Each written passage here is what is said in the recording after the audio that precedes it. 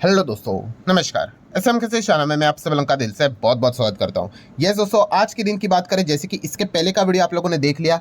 हमारे मार्केट में एक इंपॉर्टेंट डेटा आने वाला था जो आ चुका है जीडीपी को लेकर। अब चाहो तो इसके पहले का वीडियो देख सकते हो। उसके बाद हर किसी का फोकस था अमेरिका के मार्केट के ऊपर। यस, ऐसा क्यों? उसके पीछे का रीज़न क्या है? वहाँ पे भी कुछ इंपॉर्टेंट डेटा आने वाले थे, और जैसे डेटा आए हैं उसके बाद अमेरिकन मार्केट का अगर आप नज़ारा देखोगे तो बया करता है भाई कि किस प्रकार का डेटा यहाँ पे निकल कर आया होगा। कौन सा डेटा आया है, क्यों इतना अमेरिकन मार्केट नेगेटिवली रिएक्ट कर रहा है, सारी चीज़ों को यहाँ पे कवर करेंगे। तो पहले तो आप देख सकते हो भाई, अभी मैं वीडियो बना रहा हूँ, चीज़ें ऊपर नीचे होती रहती है। 697 पॉइंट की गिरावट, ये देखो रिफ्रेश करते करते 724 पॉइंट की गिरावट, 1.5% के आसपास डाउ जोन्स टूटते हुए देखने को मिल रहा है। नैस्डैक की भी हालत देखेंगे, अभी अभी शुरुआत हुआ है, 290 पॉइंट्स हम लोग को डाउन देखने को यहाँ पे मिल रहा है। तो एग्जैक्टली हुआ क्या है, कौन सा डेटा की बात करें? अगेन इन्फ्लेशन का डेटा। देखिए, इन्फ्लेशन को लेकर ना अलग अलग डेटाज आपको देखने को मिल जाते हैं। मेजॉरिटीली फोकस कहाँ पे होता है? सीपीआई को लेकर, कंज्यूमर प्राइस इंडेक्स, ठीक है, जो कि एक आम जनता से रिलेटेड रिटेल को लेकर जो रहता है, वो भी एक इन्फ्लेशन का ही सबसे इंपॉर्टेंट चीज़ देखने को मिल जाता है। बट इसके अलावा भी और भी अलग अलग फैक्टर्स रहते हैं, एंड सिचुएशन के हिसाब से दोस्तों ना डेटा का महत्व बदलते रहता है।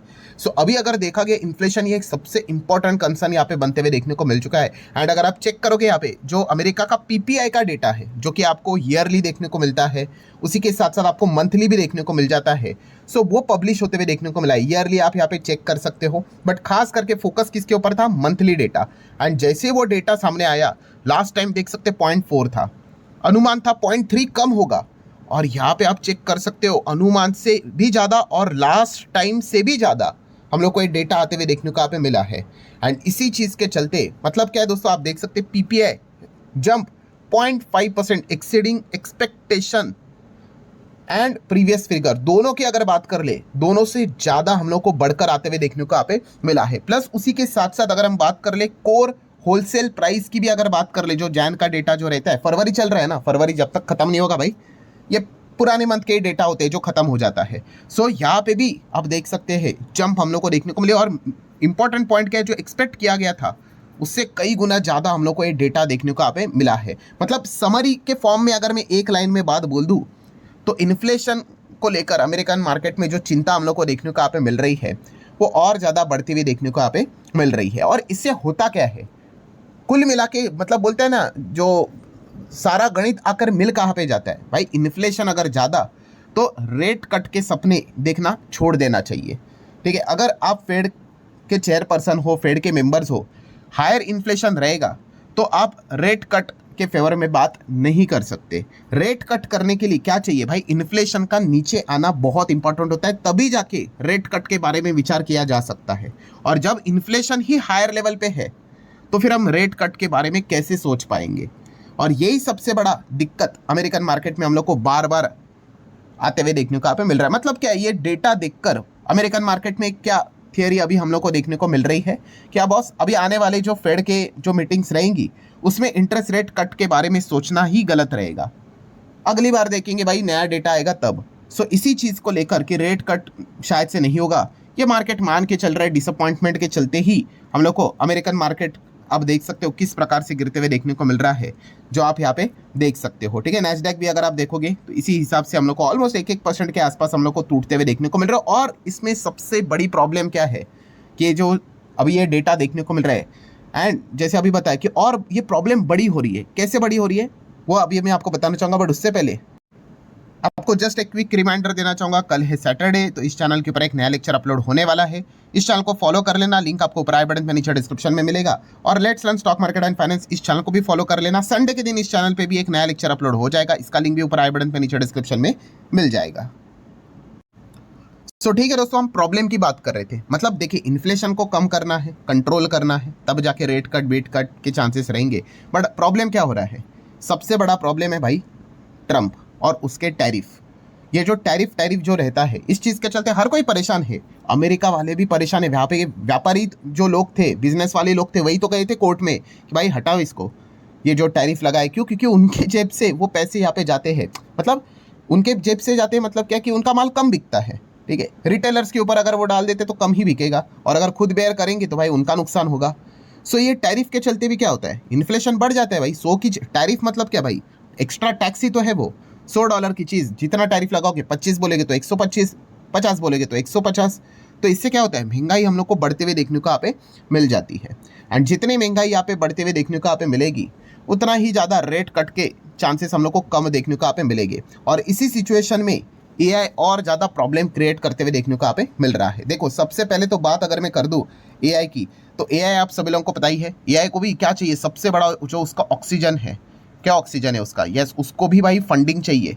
ये इतने भी एआई वाले कंपनियां काम कर रही है, ये कैसे टिक पाएंगे आगे? फंडिंग, लगातार फंडिंग होनी चाहिए। अभी रिसेंटली हम लोगों ने देखा था एंथ्रोपिक $380 बिलियन के आसपास वैल्यूएशन चला गया। कैसे?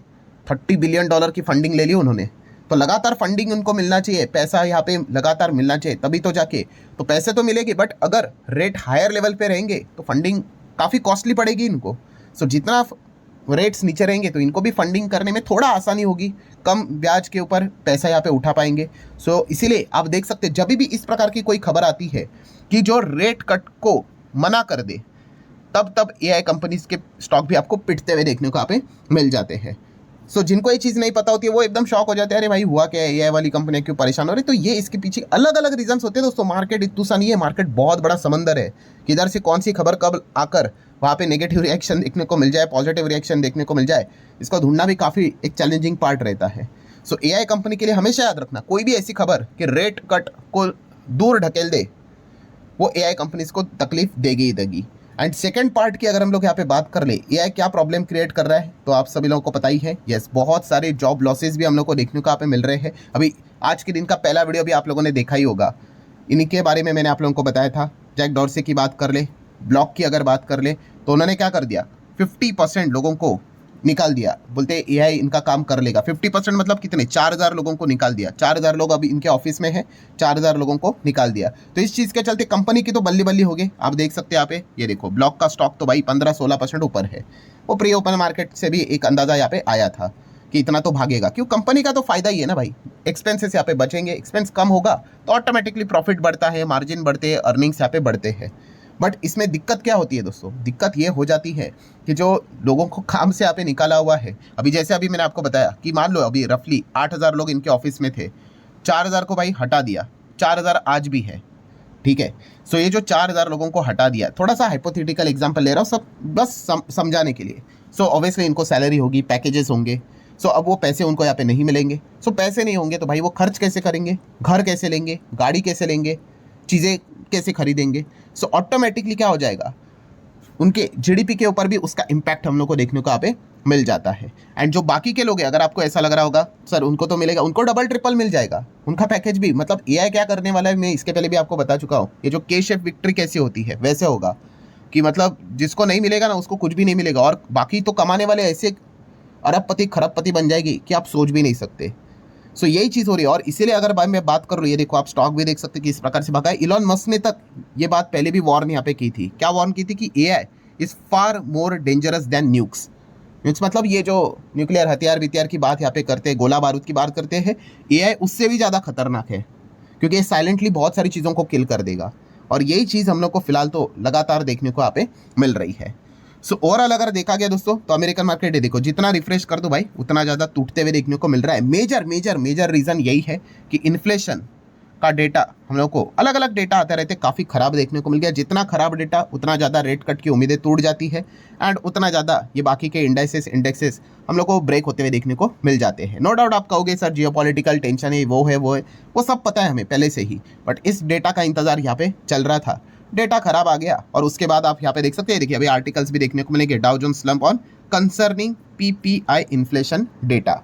सो चलिए, काफ़ी लोग यहाँ पे सोचते थे फ्राइडे नाइट भाई अच्छी खबर आती है, मंडे आने तक भाई बुरी खबर हो जाती है। तो ये देखिए यहाँ पे फ्राइडे नाइट को ही खराब खबर हम लोग को देखने को यहाँ पे मिल चुकी है। और ये इसीलिए होता है दोस्तों क्योंकि बहुत सारे डेटा जो होते हैं ना, वो फ्राइडे के दिन ही आपको देखने को मिल जाते हैं। उसके पहले भी आते हैं डेटा, बट फ्राइडे के वक्त की अगर बात करें, वीकली डेटास भी हम लोग को फ्राइडे पे पब्लिश होते हुए देखने को मिल जाते हैं। तो इसलिए यहाँ पे आपने देखा होगा बहुत बार जो रिएक्शन होता है वो वीकेंड, मतलब फ्राइडे जैसे बाजार बंद होता है तो मल्टीपल डेटाज आते हैं और बाजार में रिएक्शन देखने को मिल जाते हैं। सो ठीक है दोस्तों,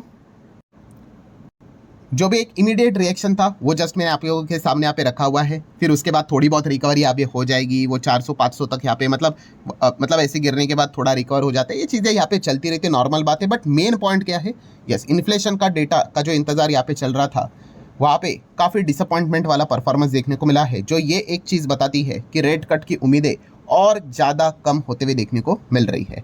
सो ठीक है दोस्तों, जितने इंपॉर्टेंट पॉइंट्स है सारे कवर कर ले। वीडियो हेल्पफुल लगा होगा, चाहो तो लाइक एंड शेयर यहाँ पे कर सकते हो। एंड गिफ्ट निफ्टी भी थोड़ा जो ऊपर चला गया था वो भी थोड़ा बहुत तो इम्पैक्ट के होके नीचे आते हुए देखने को मिला है। सो चले मिलते हैं नेक्स्ट वीडियो में, तब तक के लिए बाय बाय।